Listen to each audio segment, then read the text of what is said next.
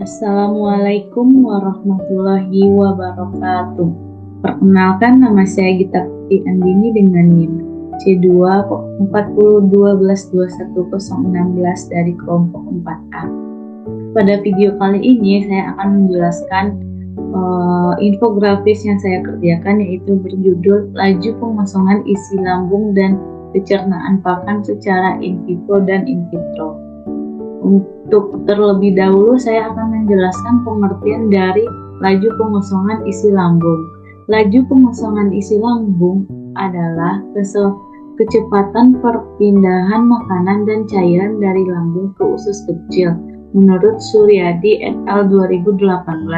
Sedangkan pencernaan pakan adalah kemampuan suatu pakan untuk dicerna dan diserap oleh sistem pencernaan hewan atau manusia menurut Sukaryana et al. 2019.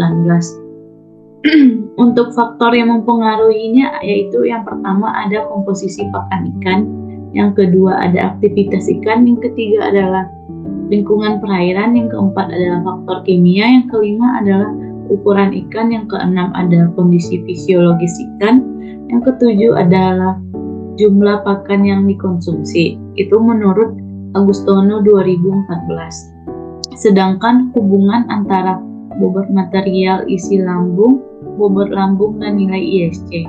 Hubungan antara bobot isi lambung, bobot lambung, dan nilai ISC pada ikan mencerminkan kesehatan pencernaan dan kinerja metabolisme ikan dalam budidaya. Itu menurut Zidni et al. 2018.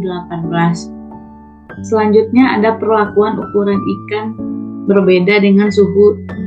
Perlakuan ukuran ikan berbeda dengan suhu berbeda. Laju pengosongan lambung pada lambung menunjukkan bahwa semakin lama waktu pengukuran setelah pemberian pakan, bobot lambung akan semakin berkurang. Hal ini disebabkan oleh proses pencernaan yang mengubah molekul-molekul besar menjadi molekul yang lebih kecil yang kemudian diserap oleh usus. Itu menurut Suryadi et al. 2018. Selanjutnya ada enzim pada pencernaan. Yang pertama ada enzim pankreas, yang kedua ada enzim papain, yang ketiga enzim bromine, dan yang keempat ada enzim pepsin. Laju pengosongan isi lambung adalah kecepatan di mana makanan berpindah dari lambung ke usus halus. Proses ini dipengaruhi oleh berbagai faktor, termasuk jenis dan komposisi makanan, serta keadaan fisiologis individu seperti tingkat stres dan aktivitas fisik.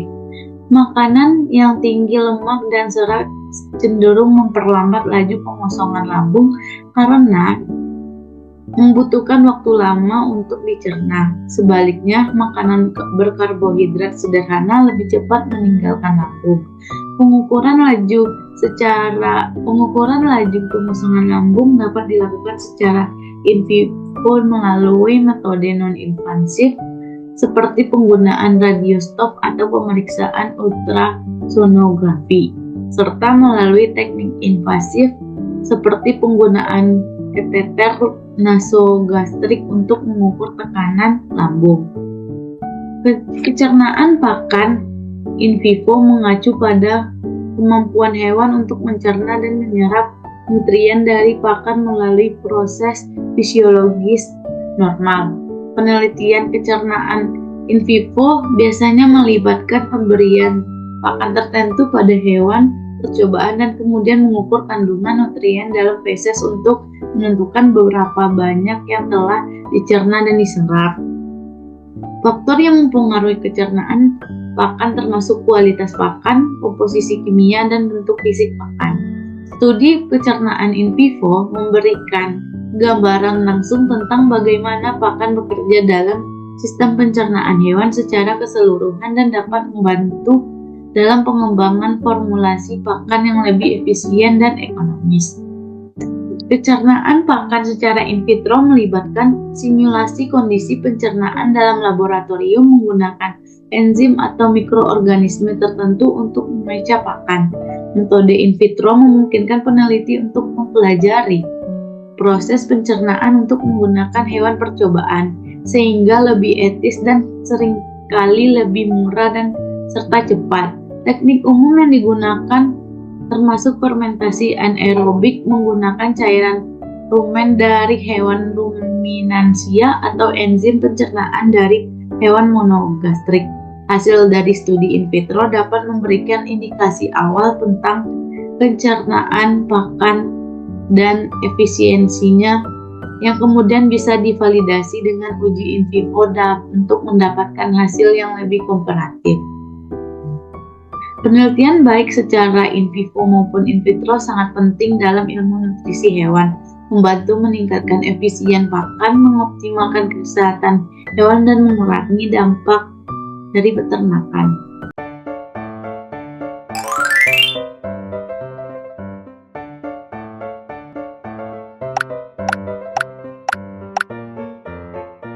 Halo. Hai, aku Peli, salah satu pelet yang tercantik. Apa kamu tahu komunitas kami? Komunitas pelet seantero raya. Ya, kami adalah makanan favorit untuk ikan. Hari ini, Peli bakalan ajak kamu menelusuri sistem pencernaan ikan. Yuk, let's go! Gerbang utama yang Peli masuki adalah mulut, lalu ke rongga mulut.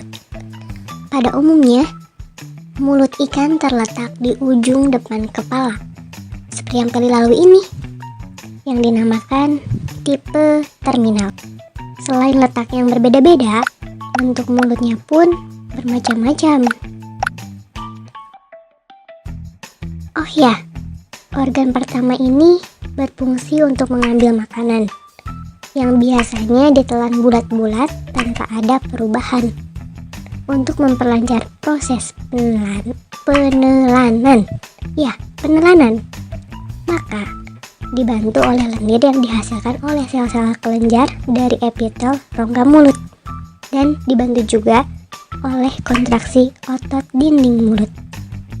Kita sekarang berada di mana ya? Oh ya, ini merupakan esofagus karena pinggirannya terdiri dari epitelium yang berlapis-lapis dan kolumnar. Mari kita jalan sedikit. Dan kita sampai di lambung ikan, atau bisa disebut ventriculus ataupun perut besar. Pada bagian belakang terdapat pilorus menjadi bagian depan dari organ usus. Yap, sekarang kita lompat ke usus. Usus tengah dan usus akhir biasa disebut intestinum. Usus diikat oleh mesentrum. Pada ikan karnivor, ususnya pendek. Sebaliknya, usus ikan herbivor panjang. Sari-sari makanan diserap oleh organ-organ yang telah kita lalui tadi, dan sisanya keluar melalui lubang anus. Ya, mari kita keluar. Gerah juga ya ternyata di dalam, dan sekarang Peli bisa menghirup udara segar lagi. Oh ya, makasih buat teman-teman yang udah mau ikut jalan-jalan di sistem pencernaan ikan. Bantu support autorku biar bisa bikin tur selanjutnya dengan cara subscribe, like, share, dan komen video ini. Kasih tahu. Hanya sekian presentasi dari infografis yang saya buat, kurang dan lebih mohon maaf. Wassalamualaikum warahmatullahi wabarakatuh.